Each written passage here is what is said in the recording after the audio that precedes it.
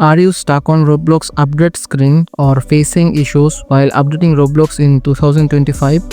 First, let's quick understand why this problem happens. Most of the time, the Roblox update issue is caused by poor internet connection, not enough storage, app data error, or an outdated version of the Play Store or App Store.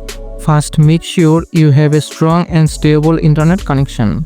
Try switching between Wi-Fi and mobile data to see which works better. Now open mobile settings, then go to apps. Here search for Roblox and open it. From here install the Roblox because there might be some temporary files which causing the update error. Now make sure your Play Store or App Store app is updated. Then open Play Store and install Roblox.